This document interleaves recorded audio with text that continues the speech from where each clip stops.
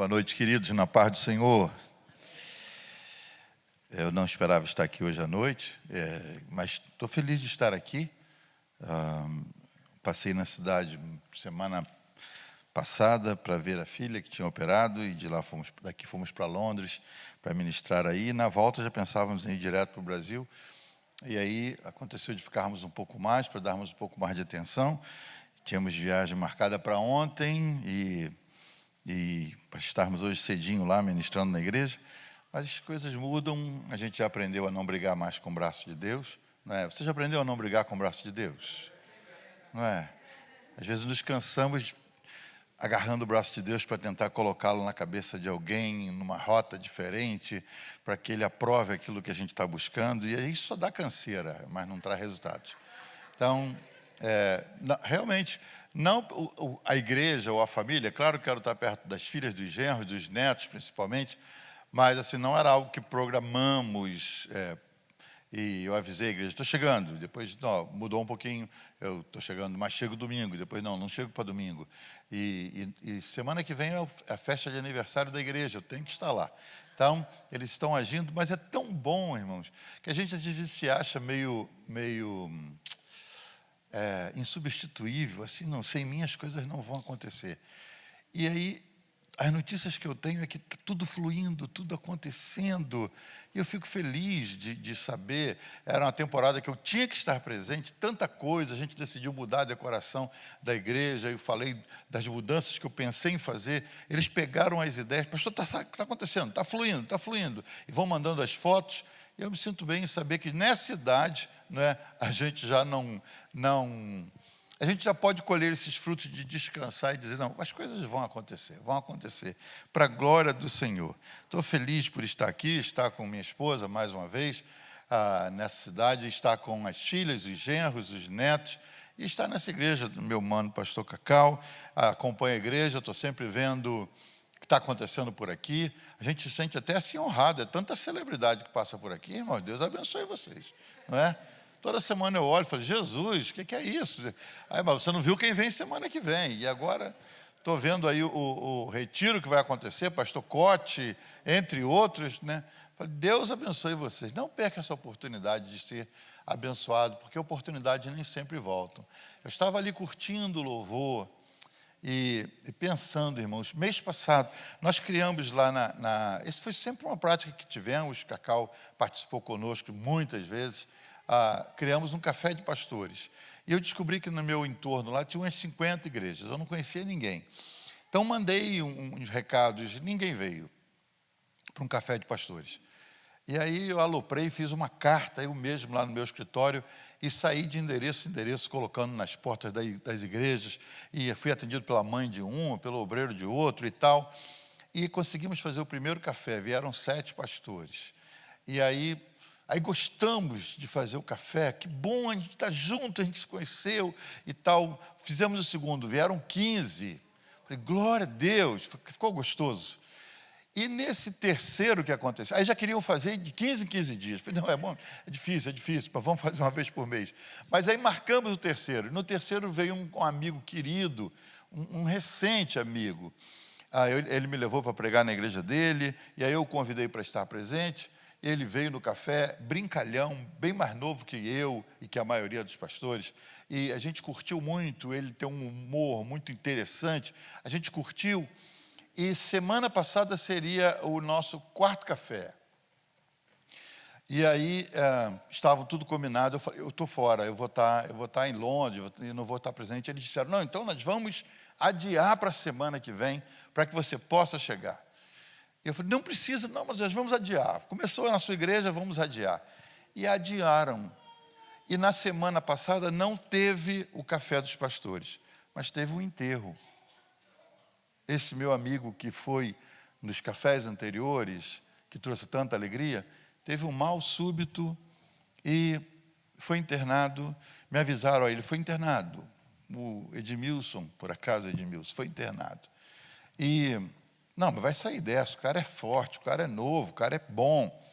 Não saiu, e os pastores não se reuniram no café, mas se reuniram numa comoção para estar com ele, a igreja dele, uma igreja forte, estava lá, eu não estava presente. E enquanto eu louvava, eu lembrei dele, irmãos, e eu fiquei perguntando para mim mesmo assim, se eu soubesse que hoje é meu último culto, que louvor eu estaria dando para o Senhor? Se eu soubesse que hoje é meu último culto, será que eu reteria no coração algum perdão ainda que eu estou segurando por uma hora assim, estratégica? Não, eu vou segurar. Não, eu sei o que ele me fez, eu vou segurar um pouco. Se eu soubesse que essa seria a minha última reunião, será que a entrega da minha adoração, até da minha oferta, seria a que eu fiz hoje? Quando a gente tem consciência de que o nosso tempo está acabando, a gente toma decisões que a gente adia por muito tempo.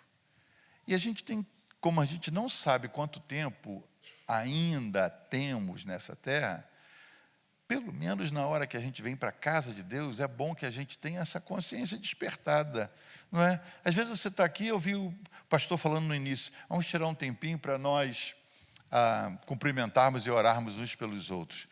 E às vezes você tem, às vezes não, seguramente cada um de nós tem dentro de si algo para dar. Nós todos somos dotados dos dons do Espírito, nós temos algo, se frutificamos no Espírito, é porque aqui dentro tem a seiva dele. O fruto, não é o que prova que uma mangueira é mangueira. A mangueira não faz força para ter a manga, ela nasce pelo conjunto, a seiva que ela recebe, a água que ela recebe, o que ela puxa da terra, os nutrientes, isso brota em forma de fruto. Se você frutifica, é sinal que você tem algo dentro. E aí, por que não repartir isso com alguém? E às vezes a gente vem, sabe o que fazer, tem uma palavra para dar, mas a gente diz, não, dou em outra ocasião. Eu não vou poder fazer isso com o meu amigo, que quando eu chegar ao Brasil agora, já não vou poder visitá-lo, nem tomar café com ele. Então, se você não levar nada dessa noite, e até do que vou ministrar agora, que você leve esse senso de urgência. A gente não sabe quanto tempo tem, então aproveite, dê o seu melhor para o Senhor. Não saia daqui hoje com tanta pressa de ir embora. Quem sabe você pode não ver uma pessoa que está aqui uma outra vez. Então, que hoje você aproveite, curta e faça o seu melhor como se fosse a última vez. Amém? Abra sua Bíblia, por favor, em Atos capítulo 21. Vou ler só do versículo 6 ao versículo 9. Atos 21, do 6 ao 9. Há 2 anos atrás, nós morávamos num lindo apartamento. Estávamos muito felizes no apartamento. Os irmãos sabem, nós temos 40 anos de casados e já mudamos 70 vezes.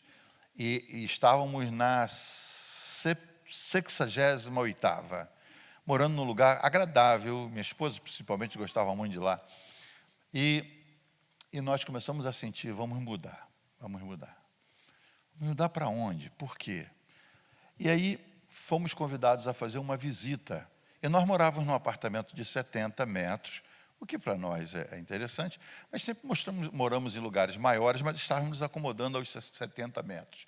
E aí, numa visita que fomos fazer, fomos na casa de um casal aposentado, numa rua só de casas grandes, uma rua com segurança armada, e aí uma casa gigantesca que ele morava, com muros altos, com cerca elétrica, com circuito de câmeras e tal, e fomos visitá-los. Eles não moravam mais na casa.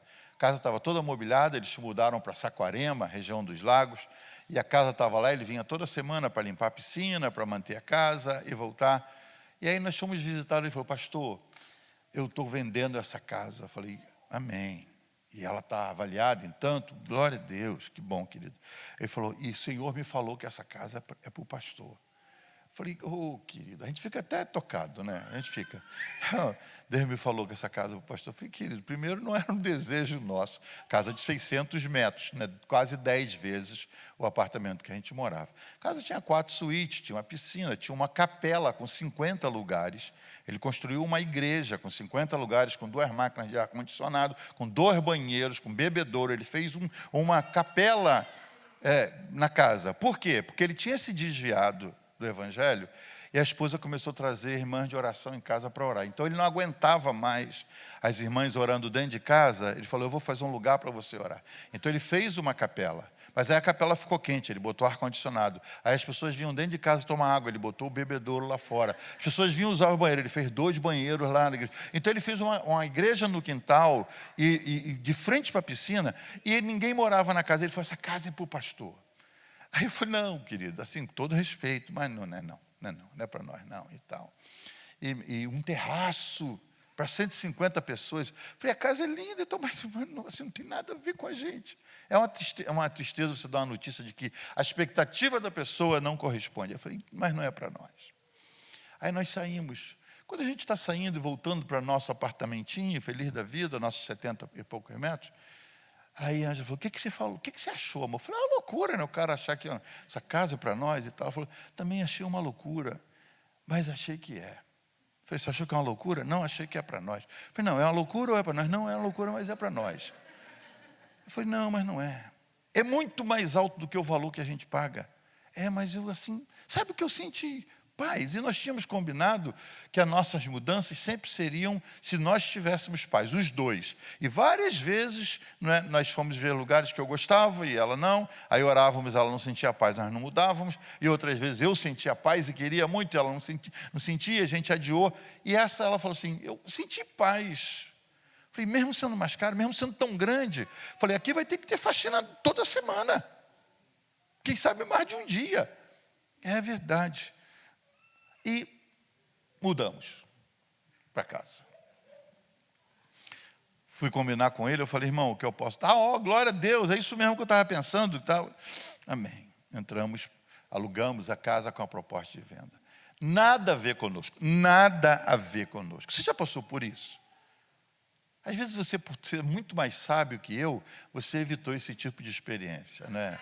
Você disse, não tem nada a ver, humanamente falando, não faz sentido, eu analisei, eu esquadrinhei, eu escaneei, e não tem nada a ver comigo, eu não vou entrar nessa.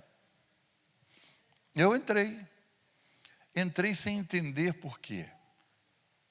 Menos de um ano depois, com poucos, 8 meses ou 9 meses de casa, sem entender, a gente achava que entendia ou não, mas sem entender, o Naldo e a Aninha foram ao Brasil, passaram um tempo nessa casa conosco, a gente até entendeu, falou, agora entendo, poxa, a casa tem tanto quarto, a gente ficava brincando de pique-esconde dentro da casa, um para achar o outro, porque é de tão grande a casa e tal, mas aí não, Naldo veio com a Aninha, as crianças e curtiam a piscina, que raramente a gente entrava e tal, mas ainda é muito espaço, ainda é muito terraço, ainda é muita, essa capela imensa, para que isso e tal?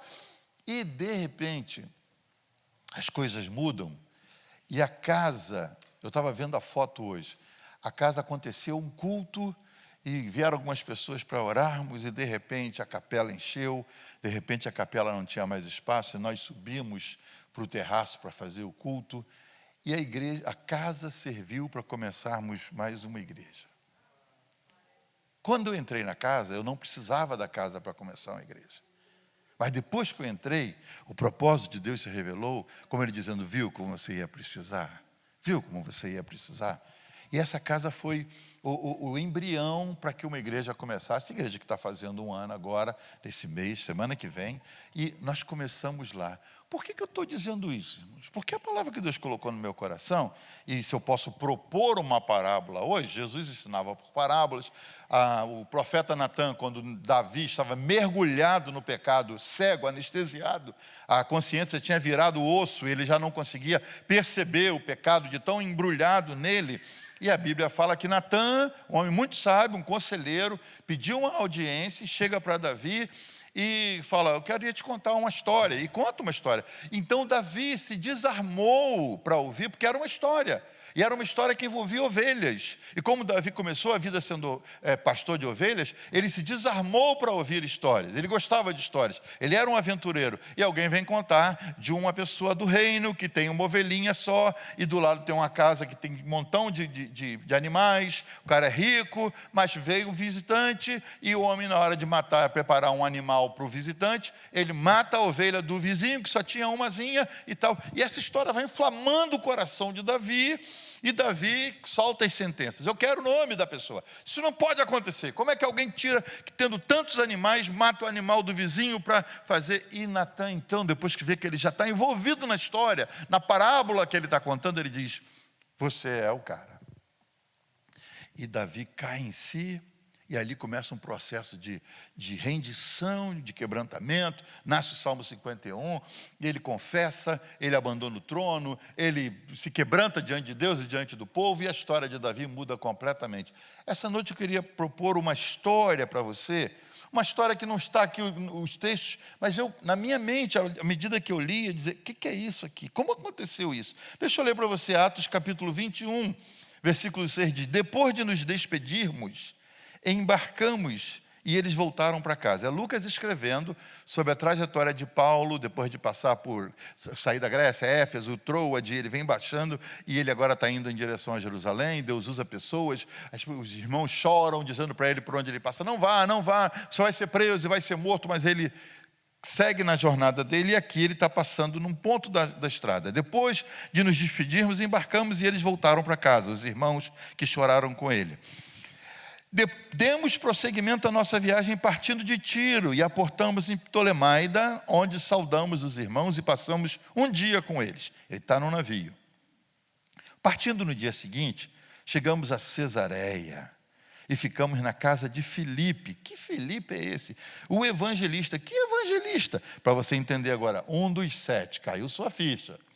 Filipe, da igreja de Jerusalém, que cresceu tanto, e elegeram 7 diáconos, e entre eles Prócaro, Nicanor, Estevão, aí Filipe. Filipe, que depois que saiu de lá, ele se tornou um evangelista pelo trabalho que desenvolveu, não pelo título que recebeu. Então diz, partindo no dia seguinte, chegaram a Cesareia, uma cidade gigantesca, eu estive lá, cheia de histórias, e ficamos na casa de Filipe, o evangelista, um dos 7. E ele tinha 4 filhas virgens que profetizaram.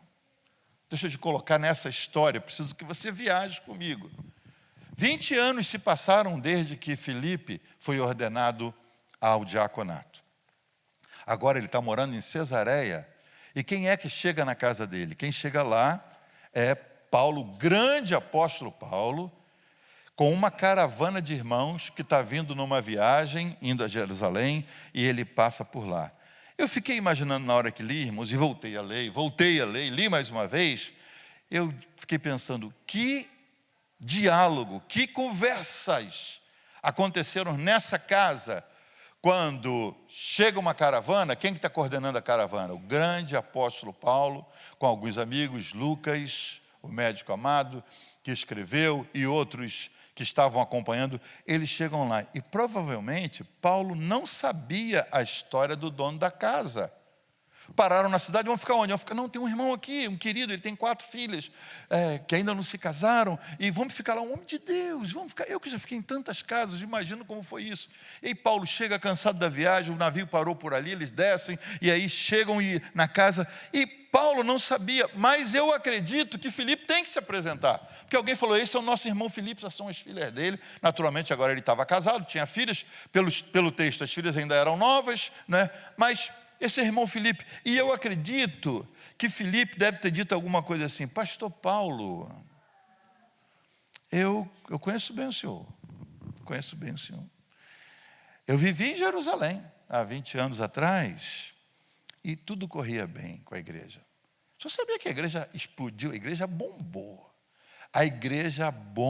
em Jerusalém, a igreja cresceu tanto, porque Pedro fez um sermão, pastor Pedro fez um sermão lá no dia de Pentecostes, aquilo gerou muita gente, umas 3.000 pessoas vieram. Essa igreja a gente não sabia onde colocar, era gente demais. Então consagraram um grupo de diáconos, eu estava no meio também, e nós estávamos lá, e a igreja avivada, ela crescia, e aí escolheram os diáconos, eu era um deles, e aliás tinha até um outro, entre os 7, chamado Estevão. O senhor lembra de Estevão?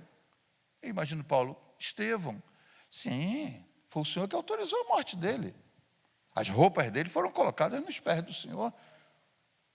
Eu lembro bem disso, que o Senhor estava lá. E ele foi morto por ordem sua. Fico imaginando a cara do colérico Paulo, ouvindo o diácono, agora que era dono da casa, dizendo, o Senhor não se deu por satisfeito, pastor. Foi muito triste para a nossa igreja perder Estevão, que era um homem de Deus, um homem usado. Mas o Senhor não se deu por satisfeito. O Senhor moveu uma grande perseguição contra a igreja que estava em Jerusalém. E sabe o que aconteceu?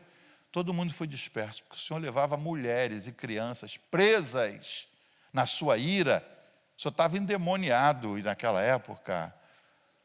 E deu muito trabalho para nós. E Paulo pode ter perguntado, e o irmão, o que o irmão fez? Eu fugi para Samaria.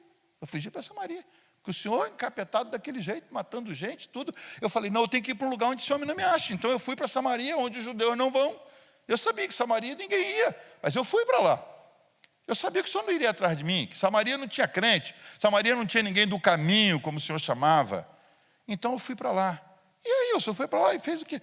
O senhor sabe que eu chego em Samaria e tem um pequeno grupo lá de crente, que começou na casa de uma mulher de uma vida difícil, que teve um encontro com Jesus lá na entrada da cidade, e essa mulher disseminou a palavra e cresceu o grupo, e eu chego lá pensando que eu ia só ficar fugitivo, e a coisa cresceu, e aí, olha, nosso Deus agiu, e quando eu vi, estava havendo um movimento, mais salvação, e gente querendo ser batizada, demônios saindo, milagres acontecendo, foi tanto que os apóstolos, os únicos que ficaram lá em Jerusalém, quando o Senhor moveu a perseguição, eles vieram para ver. E aí eu falei, amém, Senhor, amém, não estou na igreja de Jerusalém, que era a minha igreja, eu agora estou numa outra igreja, numa cidade que eu não programei de ir, mas o Senhor está aqui, o Senhor está agindo, as pessoas estão sendo salvas, tem muita coisa acontecendo, glória a Deus, é aqui que eu vou ficar. E fiquei, os apóstolos vieram, batismo, para batizar aquelas pessoas que estavam chegando, e quando eu estava no bem bom, já me acomodando em Samaria, não é que um anjo do Senhor me aparece e diz, sai daí, vai para a estrada, a faixa de Gaza. Vai para a faixa de Gaza. Mas o que eu vou fazer lá? Lá eu te diz. Você vai saber o que eu tenho que fazer. E o Senhor fui. Saí de Samaria, onde eu já estava gostando de ficar, e fui para a estrada de Gaza e fiquei ali. E Paulo disse, e ficou em Gaza? Ele falou, não fiquei, eu só passei, porque eu estou na estrada, dizendo, meu Deus, o que eu estou fazendo aqui? Eu não estou na minha igreja natal, eu não estou na igreja para onde eu fugi, agora eu estou aqui sem ninguém. E aí vi uma poeirada no meio da estrada, e lá vi uma carruagem, batedores à frente, era alguém importante, a carruagem importante. E aí eu vi, e o Senhor me falou, aproxima-te da carruagem. Eu aproximei, comecei a correr do lado, vi que era um cara tentando ler uma escritura, e perguntei, o senhor entende que lei? Ele falou, como assim ninguém me explica? E me chamou para subir. Eu fico imaginando, irmãos, a mudança de expressão no rosto de Paulo. E você subiu? Subi. Subiu, e aí? Subi, e ele pegou o rumo da Etiópia. E Paulo, nunca estive lá. Sempre quis ir, nunca consegui ir na Etiópia. Pois é, era o ministro da fazenda da Etiópia, imagina. Veio a Jerusalém para a festa e foi em busca do Messias, não encontrou, e agora ele está lendo Isaías e não entende. Ele me pergunta, está falando dele mesmo ou de alguém? Aí eu expliquei, toca caminho da África. Falei, você foi para a África? Não fui, mas estava indo o caminho da África, e estou explicando, até que o homem diz, eu já entendi, eu creio que esse de que Isaías está falando é o Messias, Filho de Deus. O que me impede de ser batizado? Falei, não, tem água ali. E não é que nós paramos, lá tinha um poço, um lago, desci. E Paulo, que história, rapaz, desci. E quando entramos na água, que eu batizei o eunuco, o senhor batizou? Eu batizei, não tinha nenhum pastor por perto, não tinha ninguém para batizar, tive que ser eu. Ali não tinha uma igreja, não tinha nada para fazer, eu batizei o sujeito. Batizei, e aí? Quando saí da água, sumiu tudo. Sumiu como? Sumiu, já não estava mais ali. Eu desapareci. E Paulo deve ter dito, eu já passei por isso. Essa experiência de arrebatamento. Eu fui arrebatado dali. E o que aconteceu? Eu me achei em Azoto. Azoto eu conheço, então me achei em Azoto. E dali o que você fez? Dali eu fui subindo as cidades que estavam na estrada, fui subindo, passando pelo caminho, e chegando até onde eu cheguei em Jamnia, cheguei em Jope, Antipátride, até que eu cheguei aqui, onde eu estou hoje, em Cesareia, e aqui me estabeleci. Hoje, pastor Paulo, eu acredito que o Filipe deve ter terminado a trajetória dele dizendo, hoje, pastor Paulo, eu entendo que o Senhor foi usado para me fazer passar por todos esses lugares até chegar onde eu estou hoje. Ele não estava remorçado, ele não estava irado, ele não estava dizendo, eu não vou lhe dar comida, nem na minha casa o senhor não vai se hospedar. Ele estava, na realidade, dizendo para Paulo que todos os caminhos por onde ele passou, movido por uma perseguição inicial que Paulo promoveu, estava fazendo com que ele passasse por lugares que trouxeram experiências diferentes com o Senhor. A gente passa por lugares, irmãos, que a gente não entende por que estamos passando. Lugares ou situações. E na minha análise, esses lugares por onde Filipe passou, eles servem para nós. O que significa Jerusalém? Jerusalém significa o lugar da segurança e da acomodação. É onde você está, onde as coisas acontecem, onde está tudo bem, de onde você não quer sair. Filipe nunca fez um projeto de sair dali. Quem é que quer sair de uma igreja que está bombando, que está crescendo? Ele agora é um dos obreiros, ele ajudando as coisas a acontecerem, atendendo pessoas. Segurança e acomodação são sinônimos de Jerusalém. Porém, às vezes, nós somos ameaçados por algo que nos obriga a mudar do lugar onde nós estamos acomodados. Pode ser que você esteja aqui em Forte Myers hoje, e Forte Myers não seja a sua Jerusalém. Por quê? Você estava no Brasil, de repente um aperto, ou violência da sua cidade, ou a necessidade de dar um nível escolar diferente para os seus filhos, um nível de vida diferente para a sua família, fez com que você saísse do lugar da sua acomodação. Na sua igreja era tudo bem, na sua igreja você conhecia todo mundo, você nasceu lá, e a família cresceu lá, e a família da sua família cresceu lá. No Brasil a gente tem essas coisas, você tem o mesmo tesoureiro por 40 anos. Aqui, às vezes, você muda de tesoureiro 3 vezes num ano, porque mudou, foi para o norte, morreu. E no Brasil as coisas são mais estáveis, porque é o lugar onde nós estamos. Porém, às vezes, somos ameaçados por coisas que nos obrigam, não é que nós queremos. Filipe não mudou para Samaria porque queria mudar de lugar. Ele foi ameaçado e nessa ameaça ele buscou um lugar e se mudou para lá. Às vezes a gente é obrigado por ameaças a mudar, somos obrigados a mudar de lugar, não são coisas que nós queremos. Essa cidade, para mim, ela representou uma Samaria. Eu estava em outro lugar, na realidade eu estava no Brasil, quando um amigo me disse, tem um pastor pastoreando uma cidade, você já pregou lá uma vez? Eu tinha pregado aqui uma vez. Ele falou, você pregou lá uma vez, e o pastor está fazendo os documentos, e ele tem que ir ao Brasil para concretizar os documentos dele. Você não poderia ficar emprestado lá de 3 a 6 meses, que é o que nós calculamos que vai durar o processo? E eu vim para cá emprestado. Eu não quis, nunca programei. Vim para cá. E vim para cá com o meu cachorro, minha família e meu cachorro, as meninas eram pequenas, 2004, se eu não me engano, 2004. E vim com a família para morar na casa emprestada do pastor que estava aqui, usar o carro dele e tal, porque de 3 a 6 meses, vai passar rapidinho, vai ficar... E fiquei 7 anos na cidade. Você não é dono da sua agenda, meu irmão. Você não é o dono do seu calendário. Se você engessar e disser, eu sou o dono do meu calendário, você tem mais notícias para enfrentar. Porque Deus até deixa e fala, está por sua conta. Ele faz isso quando nós queremos dizer, não, eu sei, eu vou me cuidar. Eu programei. Eu programei muitas vezes, muitas coisas, mas as Samarias aconteceram na minha vida. Samaria não é o que você programa aí. São acidentes de percurso, mas que tem a assinatura de Deus por trás. Moisés morava no palácio da maior potência daquela época, no Egito. Era candidato ao trono, ele era príncipe regente. Apesar de ser adotado, mas ele estava no caminho. Estava sendo preparado para isso. Melhor comida, melhores mestres, melhores ensinos, tudo de melhor. Um dia, para proteger um hebreu, e ele sabia que ele era hebreu, ele mata um egípcio. E isso mudou a história dele, da uma hora para outra, de príncipe herdeiro, ele é um fugitivo por ter assassinado um egípcio. Ele tem que fugir. Para onde ele vai? Ele vai para o deserto, ele não vai para o quarto dele, ele vai para o deserto. No deserto ele tem uma cabeça analítica, de egípcio, que estudou, mas ele vai para o deserto, não tem emprego, não pode ser reconhecido. E o que ele faz? Ele vai trabalhar de pastor das ovelhas de um homem e acaba se casando por lá. O que aconteceu com Moisés, vivendo no deserto, foi a Samaria dele. Ele tinha um lugar confortável para viver. Ele estava acomodado na Jerusalém dele, que era o Egito. Mas aconteceu isso.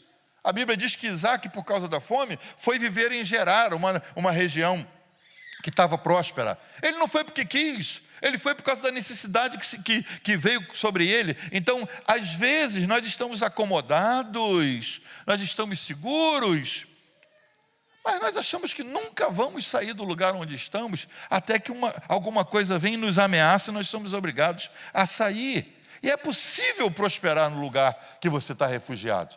A Bíblia diz que lá no deserto, para onde Moisés foi como fugitivo, ele se casou feliz, ele teve filhos, ele prosperou, até que Deus falou, hora de sair, hora de voltar, tem um novo capítulo para escrever. Quando Deus te leva para Samaria, não significa que você tem que vestir luto e dizer, acabou minha vida. Não, Deus está escrevendo um capítulo novo, diferente, não se sabe quanto tempo vai durar esse capítulo, mas se você cede ao que Deus está fazendo, você vai poder curtir essa nova mudança. Samaria não é um estrago, não é um desastre. Samaria é um lugar onde Deus te leva, quem sabe por uma perseguição, porque alguma coisa te força a sair, mas em Samaria é coisa de Deus para você. Nós morávamos em Los Angeles, moramos 14 anos, e é uma cidade super desenvolvida, agora está passando um momento difícil, onde à noite nada fecha, você quer comer 1h da manhã, os restaurantes estão abertos. Aí viemos para Fort Myers. Fui morar em Lehigh. Irmão, Lehigh há 20 anos atrás nem asfalto tinha na colônia. Eu parava para a tartaruga passar. Verdade. As meninas diziam, pai, isso aqui é roça. Falei, mas é o que Deus tem para nós agora. E foi aqui que casaram, foi aqui que cresceram. Você não imagina que na Samaria, na sua análise, Deus possa fazer o que não fez em Jerusalém. A gente estabelece na cidade que a gente está, na condição que a gente está, é aqui que a coisa acontece. Ele falou, não, você vai ver, as coisas vão mudar. E foi em Samaria que as coisas mudaram. A Samaria de Moisés, a Samaria de Isaac. Isaac correu para o Egito para fugir da fome. Lá ele cavou um poço que o pai dele tinha aberto, os caras brigaram, ele largou. Cavou um outro, brigou, até que ele abriu um outro. E a Bíblia diz que ele prosperou tanto ali que disseram para ele, a terra é pequena demais para nós todos, você tem que sair daqui. Deus pode te fazer prosperar no lugar que é Samaria para você. E às vezes você já colocou um X em cima de Fort Myers, e disse, essa cidade aqui, você já até arrancou praga, já amaldiçoou, eu nunca programei de vir para cá, acabei terminando aqui, foi ideia de alguém, você sempre sabe quem teve a ideia de te trazer. E por conta disso, você não abre seu coração para ver os poços que Deus abriu para você, para ver a prosperidade que Deus estabeleceu para você. Essa cidade aqui, irmãos, a gente viu ela despontar, os brasileiros chegarem. Tinham poucas igrejas, chegamos a ter 32 igrejas brasileiras, não sei hoje quantas tem, mas tinha brasileiro para dar de pau um no outro, de tanto brasileiro que tinha aqui. Cresceu o comércio, churrascarias e tudo, e de repente nos anos 2007, 2008, o Brasil quebrou, o país quebrou. Quem foi o epicentro da quebradura? Fort Myers. Primeira cidade que o presidente Obama visitou quando ele se elegeu foi Fort Myers, porque era o pior lugar do país para viver, porque aqui quebrou tudo, ele veio para cá. A gente estava aqui. Compramos casas. Lembro, comprei minha casa eu comprei por quase 300 mil, em um ano ela foi a 400 mil. Eu falei, é agora, todo mundo comprando casa. O pessoal se endividando para comprar casa, porque as casas valorizavam de um mês para o outro. E a minha foi vendida por 108, quebrou tudo, e um homem só comprou minha rua inteira. Um irlandês comprou a rua toda, de tão barato que estava. Mas nós não podíamos comprar mais, porque nós ficamos em débito, e quem tinha endividado não podia comprar. A cidade quebrou. Hoje, quando eu visito Forte Mais, e minhas filhas moram aqui na região, eu digo, caramba, essa cidade está crescendo de novo, Samaria está crescendo de novo. Você não imagina o que Deus é capaz de fazer, irmãos. Deus não está dizendo, olha, essa cidade... Eu me lembro de Jeremias, quando Daniel foi para o palácio, e Jeremias foi com o povo para a escravidão em Babilônia, quando os babilônios levaram. E lá, eles disseram para Jeremias, nós não aceitamos como povo de Deus, que o nosso Deus deixe esses babilônios nos levarem daqui. Aí Jeremias falou, vou consultar o Senhor. Aí quando Jeremias volta, diz para eles, você quer saber? Vai demorar muito tempo até vocês voltarem. Alguns nem vão voltar. Sabe o que eles disseram? Não foi Deus que falou isso. Prenderam Jeremias no poço. Porque não aceitaram alguma coisa diferente do que eles estabeleceram para a vida deles. Disseram, não pode ser assim. E Jeremias trouxe uma palavra pior ainda. Deus mandou vocês orarem pela cidade onde vocês estão como escravos, e mandou orar pela prosperidade deles, que seus filhos se casem com os filhos dos outros aqui, e comprem terrenos e plantem vinhas, porque da prosperidade dessa cidade é que vocês vão ter paz. Já pensou você orar por uma cidade que você não quis vir, que você quer ir embora? Eu acho que aqui dentro já teve gente que fez programa de ir embora e está até hoje aqui. Outros foram embora e voltaram. Isso mostra a soberania de Deus na sua e na minha vida, irmão.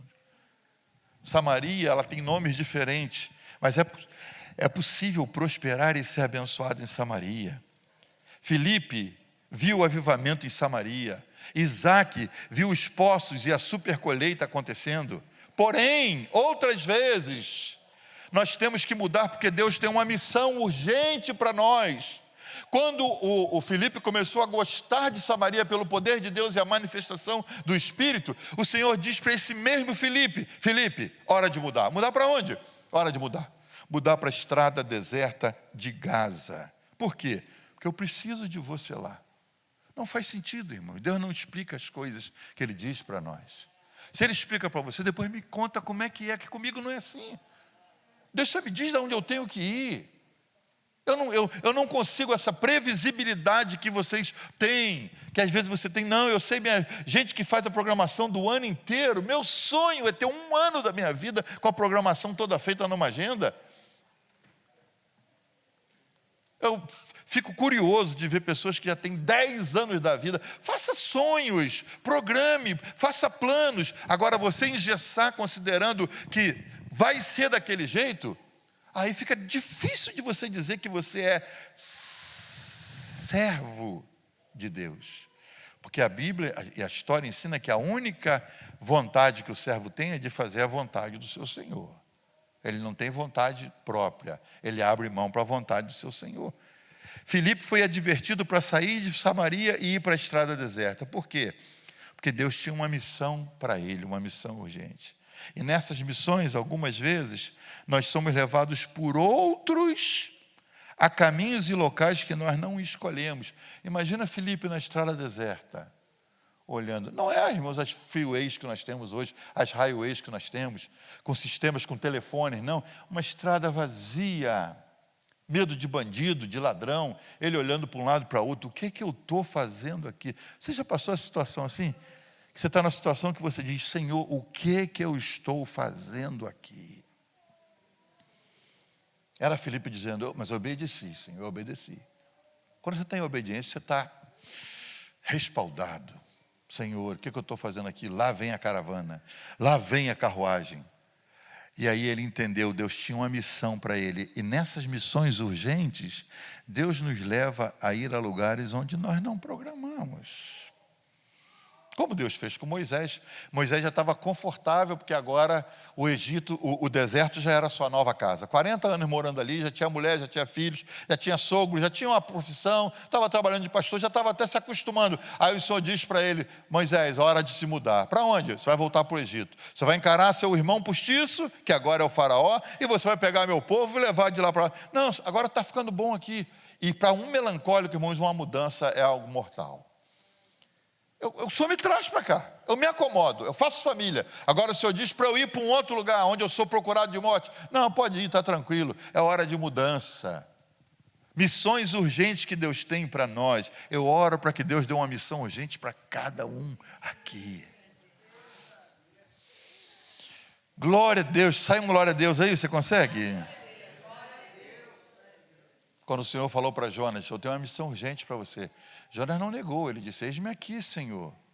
Aí o Senhor falou: eu tenho uma missão urgente para você. É Nínive. Nínive. É Nínive. Mas Nínive tem matado os seus profetas. Mas eu vou dar uma mensagem para quero que você vá lá e diga que em 40 dias eu vou acabar com Nínive. Senhor, vai em frente. Termina mesmo, que essa cidade já está com os dias contados. A gente não merece viver. Pois é, mas eu quero dar uma última chance de 40 dias. E Jonas, irmão, com muita luta, foi. Mas foi só para dizer assim: 40 dias isso tudo vai acabar, hein? Que acabe mesmo. Ele ia no coração dele dizendo: estou dando um aviso porque o Senhor mandou, mas isso aqui está acabando. E aí, quando ele termina de dar a mensagem dele andando pela cidade, ele vai para uma colina e fica só esperando o raio descer, ou o fogo, ou um meteoro cair, alguma coisa, porque Deus falou, vai acabar e ele quer que acabe. E aí ele fica esperando. Ele fala: Senhor, deu tempo. Você falou: mas eu mudei de ideia. Oi? Eu mudei de ideia. Eles se arrependeram, Jonas. O rei, o povo, o gado está em jejum.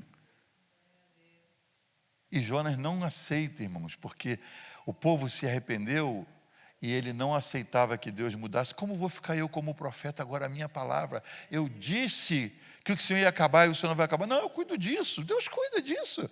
Deus falou, não, mas eles se arrependeram. Quero saber de arrependimento. Que negócio de arrependimento? O Senhor falou, acabe, cumpra a sua palavra. Não entendeu a missão urgente. Você não é a missão, você só está falando que é a missão. Cumpra aquilo que Deus te manda fazer. Deixa o resultado com Deus. Deus nos chama para Samarias, para onde vamos fugidos. Deus nos chama para missões, onde nós vamos, se quisermos. E que bom que Filipe tinha um coração muito servil, no meio do avivamento de Samaria. Para onde é? Para a estrada deserta de Gaza. Eu vou. Foi, e aí as coisas aconteceram. E se nós obedecermos sem resistência, repita, sem resistência. Se nós obedecermos sem resistência, o que acontece? Nós vamos ver o sobrenatural de Deus acontecendo. Queridos, espero não decepcioná-los. O sobrenatural não acontece todo dia. Quando você lê Mateus 17, começa com o sobrenatural. Jesus no alto da montanha e a transfiguração. Pedro, Tiago e João assistem Elias e Moisés. Nunca viram uma foto de Moisés. E agora Moisés e Elias estão ali, eles sabem, esse é Moisés, o cara que nós falamos da vida inteira. E aquele Elias, o profeta de fogo, com Jesus conversando e conversando. E Pedro, Tiago e João assistindo, ninguém mais assistiu, eles assistiram. O Moisés que não entrou na terra prometida, agora estava dentro da terra prometida, com o Senhor conversando com ele. Ele vê aquilo sobrenatural, você vê o que ninguém viu, você vê a glória de Deus. Pedro quis ficar ali, quis construir até cabanas para ficar ali. Ele falou, não, o Senhor nem deu atenção. Senhor, Pedro nem mexia com isso, nem sabia fazer cabana, era Paulo que fazia tendas, mas ele falou, que tal fazermos tenda aqui? Tá bom, Pedro, vamos em frente. Quando descem do sobrenatural, o que acontece, irmãos? Tem um menino endemoniado que o demônio joga no fogo e joga na água. Você não fica no sobrenatural o dia inteiro, irmão. Você também enfrenta o capeta. Eles descem da glória, e aí tem um problema para enfrentar, é um demônio jogando o garoto, e o pai fala, eu trouxe para os seus discípulos, os outros 9, né, porque 3 subiram, e eles não deram jeito. O que a gente faz agora? Jesus fala, geração incrédula, vocês ainda não aprenderam. Expulsa o demônio e aí parece que o dia acabou. Não, tem mais. Quando entram em casa, vêm os cobradores de impostos. O seu dia tem momentos de sobrenatural, o seu dia tem momentos de ataque maligno, e tem dia de pagar conta. Tem hora de pagar conta. Você não passa o dia todo só pagando conta. Glória a Deus. Mas você não passa o dia inteiro no monte, só vendo. E às vezes nós queremos na nossa vida cristã só ver glória, ver Elias e ver Moisés e ver Jesus. Eu não quero sair daqui. Não, você tem que descer e vai enfrentar o Satanás lá embaixo e vai enfrentar os cobradores de impostos e as contas que chegam na sua caixinha. Isso é o dia a dia do servo de Deus. Você está aí ainda? Se nós obedecermos, a gente vai ver. Filipe, porque obedeceu, na hora que ele indo em direção à África, cada vez que ele olhava para trás, ficava mais longe. Ele via no meio da poeira que o destino dele estava ficando distante. Ele indo para a Etiópia e a cidade dele ficando para trás. Mas porque ele obedeceu, ele foi transladado dali e se achou numa outra cidade, foi arrebatado até Azoto. E isso fala de maturidade. Maturidade espiritual se concretiza após tudo isso, quando nós decidimos seguir até onde o Senhor quer que a gente se estabeleça. Depois que ele foi subindo, foi de Azoto, ele foi pregando, e foi subindo, passando pelas cidades, até que ele chegou em Cesareia, e lá ele se estabeleceu. É em Cesareia que nós vamos conhecer, com a nossa maturidade, o que Cesareia significa, irmãos? Significa o estágio de maturidade, onde você consegue ver que os lugares onde Deus te fez passar, as pessoas que Deus te fez conhecer, as situações que Deus te fez enfrentar, na realidade foram para te fazer chegar a um nível de maturidade, para você entender, Deus estava trabalhando seu caráter, trabalhando sua vida, trabalhando seu temperamento, para que você viesse a ser o Filipe que agora recebe o homem que o perseguiu 20 anos atrás, que tirou ele do lugar do conforto, que fez com que ele fugisse para uma cidade que ele não gostaria de viver, que fez com que ele fosse movido de um lado para o outro, mas também fosse transladado numa experiência sobrenatural. Agora ele encontra Paulo de frente. Ele não teve essa oportunidade lá em Jerusalém, porque ele fugiu. Mas ele consegue falar para Paulo a história dele todinha e no final dizer, o Senhor foi usado por Deus. E Paulo agora transformado, já com um currículo quente de tanta gente que ele trouxe para Jesus, de tanta obra que ele fez, de tanta perseguição que ele mesmo encarou. Paulo consegue se ver como um instrumento de Deus. Paulo sempre dizia, eu sou devedor, eu sou devedor. E ele contava o testemunho dele dizendo, eu arrastei mulheres e crianças no meu desejo de defender a minha fé, eu causei mal à igreja do Senhor. Ele sempre estava tentando se redimir do mal que ele causou. Agora ele está diante de um homem que teve a sua vida completamente mudada, mas que não está dizendo para ele, você não entra na minha casa, você não come da minha comida. Ao contrário, estava dizendo, a perseguição que o Senhor moveu, na realidade, me fez crescer. Hoje, você precisa olhar para trás por todos os lugares onde você passou e as situações que você passou. Pode ser que você esteja aqui hoje e, na realidade, tem um pastor que você não perdoa. Por quê? Porque alguma coisa aconteceu lá na sua caminhada, nas Samarias por onde você passou, e aí você saiu, você simplesmente deixou para trás. Hoje você está na casa de Deus, servindo ao Senhor. Mas e se ele entrasse por essa porta agora, como você se sentiria? Confortável? Ou você ia se sentir incomodado? Caramba, esse homem está vivo ainda. Por que aqui, com tanto lugar para ir? Você consegue entender do que eu estou falando? Maturidade significa que nós entendemos que as pessoas, as situações e os locais por onde nós passamos, na realidade, têm o dedo de Deus para nos fazer chegar aonde Deus quer que a gente chegue. Eu queria que você ficasse de pé, por favor. Deixa eu concluir trazendo mais clareza para essa trajetória. Em que parte da estrada você está, meu irmão? Pastor, nem sei dizer, vou te ajudar. Jerusalém é o lugar da acomodação. Estou acomodado. Estou mesmo. Amarrei a égua aqui e não quero sair. Isso é Jerusalém. Ou você está em Samaria. Estou aqui forçado, pastor, pelas circunstâncias. Acabei vindo para cá e estou aqui, mas não vejo a hora de sumir, não vejo a hora de ir embora. Estou aqui. Gaza é o lugar onde você passa só por ordem divina. Eu só estou aqui porque Deus mandou. Glória a Deus. Se você está por obediência, Deus te abençoe. A carruagem é o lugar que você entra só para ajudar alguém. Só para ajudar alguém. É bem rapidinho, mas você só está lá porque você foi ajudar alguém e o Senhor te usou e pediu para estar. Azoto é o sobrenatural. Quem sabe você está aqui nessa cidade e você está vivendo a sua azoto. Coisa, pastor, aqui é fogo puro, Deus da glória. É um mistério, mistério, mistério, mistério, mistério. Meu Senhor, melhor lugar do mundo, eu estou em Azoto. Mas em Azoto você não vive, em Azoto você passa. Ou pode ser a sua Cesareia, onde você já olha para trás e diz, amém. Deus me fez passar por tantos lugares, tantas situações. Isso independe da sua idade. Eu queria que você dissesse para alguém, por favor, perto de você assim, você ainda não chegou em Cesareia. Você ainda não chegou em Cesareia. Ontem alguém me perguntou, pastor, você tem planos de mudar do Brasil? Eu falei, não tenho. Não significa que eu não saia, mas não tenho plano de mudar. E às vezes os seus planos são mais rígidos, né? Você tem planos, e com a sua vida você está dizendo para Deus assim, se mete não. Está tudo organizadinho. Eu já programei. Eu sei programar. Eu confesso, irmãos, eu não sei programar. As poucas vezes que eu programei, eu me dei tão mal. Eu não estou dizendo para você, não compre casas. Não, que isso. Eu morei, como eu disse, 14 anos em Los Angeles.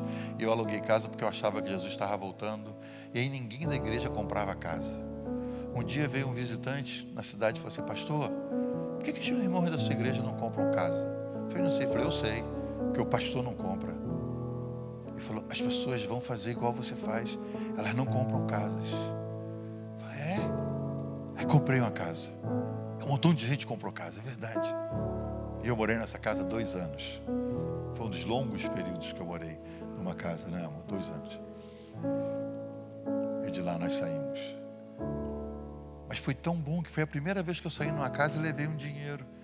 Ainda levei 30 e poucos mil do equity da casa. Falei, meu Deus, olha. Você não tem que deixar de fazer planos. A Bíblia diz, o homem faz muitos planos, mas a palavra final, carimbo, vem do Senhor. É importante que você entenda Em que estágio você está? É Jerusalém? Para a igreja de Jerusalém, irmãos, era muito difícil entender que Paulo era um agente de Deus. Eu imagino os cultos, quando eles foram perturbados, eles disseram: aquele agente de Satanás, a igreja estava tão bem. No Brasil eu tenho dito isso. Nós estamos vendo o sol se pôr. Digo isso aos irmãos da minha igreja. Você tem uma Bíblia, irmão? Carregue. Não sei por quanto tempo você vai poder carregar. Você gosta de cantar e levantar as mãos? Levante as mãos e cante alto, que eu não sei quanto tempo isso vai durar. Porque eu já recebi os anúncios do que eu não posso dizer no púlpito. Eu já tive que mexer nos bailós da minha igreja e colocar lá que a igreja, por bailó, por estatuto, não pode fazer, por exemplo, casamento de pessoas do mesmo sexo. Para que eu não seja pressionado por alguém a fazer algo que eu não acredito. Então eu tenho que dizer: o estatuto da igreja, procura uma outra. E tem outras que já cederam.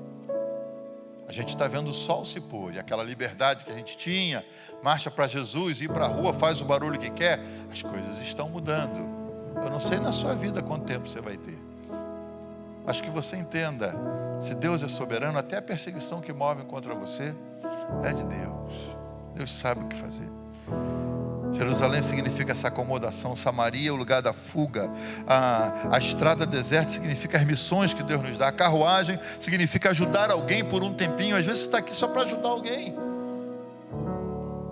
E aí vem o sobrenatural e chega a Cesareia, quando você maduro diz: eu entendo agora tudo que Deus fez, todas as pessoas que Ele usou, todos os lugares por onde eu passei. Eu quero orar por você essa noite. Quero orar para que pelo menos você saia daqui sabendo: eu sei onde eu estou, eu sei onde eu estou, eu sei o que essa cidade significa para mim. Baixe sua cabeça por um instante. Ó Senhor, como Filipe, nós teus servos estamos aqui hoje. E nós não sabemos exatamente o que está acontecendo, não entendemos as coisas que acontecem. Às vezes a passagem pela estrada de Gaza é mais longa do que a gente imaginou. Às vezes entramos numa carruagem apenas para ajudar alguém, e essa ajuda, Senhor, exige mais tempo, mais entrega. Mas é só por um tempo que o Senhor nos pede que estejamos ali. Às vezes estamos aqui, Senhor, fugindo de uma situação que não escolhemos, porque algo nos perseguiu e nos moveu a sair de onde estávamos. Oh Deus, eu repreendo essa noite todo sentimento de que mudar de lugar significa que a maldição vem contra eles. Pessoas que usaram até o texto, Senhor, de Elimeleque com Noemi, porque mudaram de cidade por conta da fome, e lá ele morreu, e os filhos morreram, e as noras ficaram viúvas, e às vezes achamos que por conta disso, por termos mudado do Brasil para cá, Senhor, há uma carga de dor que temos que enfrentar, Senhor. Repreendemos essa noite todo sentimento de pesar que não foi trazido por Ti, e declaramos que a Tua bênção está sobre nós enquanto estamos em obediência a Ti, Senhor. Aqueles que sentem, Senhor, em fuga, aqueles que acham que esse lugar é uma Samaria, Senhor, que eles possam provar o avivamento que Filipe provou estando no lugar de esconderijo, de refúgio. Aqueles que estão, Senhor, na estrada, sem ver o início e o final, que possam entender que estão onde o Senhor quer que estejam, e que a carruagem vai aparecer, e a missão vai se delinear, Senhor, e vão poder ser úteis a Ti. Aqueles que estão, Senhor, no momento de arrebatamento, de avivamento, Senhor, que entendam que tem que trazer desse momento experiência para seguir adiante, pregando como Filipe fez de Azoto em diante. Dá-nos maturidade, Senhor, para entendermos que o que o Senhor faz, às vezes nós não parece sentido, não tem sentido para nós, mas o Senhor sabe exatamente o que está escrevendo. Deus, há uma história sendo escrita na vida de cada um aqui. Essa noite nós declaramos isso. E é uma história que só vai ser entendida quando a conclusão for escrita, Senhor. Tu não fechaste o livro ainda, não é o último capítulo, Senhor. Ajuda-nos a entender que estás escrevendo uma nova história através da nossa vida e na vida de outros através de nós. Em nome de Jesus nós declaramos isso. Nós repreendemos todo espírito de rejeição, todo espírito de rejeição à vontade de Deus, todo espírito de engessamento aos planos pessoais. Nós declaramos nossa alma se abrindo essa noite para a Tua boa, perfeita e agradável vontade, Senhor. E ainda que não faça sentido, nós vamos confiar em Ti, Senhor, e seguir a orientação que o Senhor nos dá, em nome de Jesus, em nome de Jesus, em nome de Jesus. Você pode dizer amém? Você pode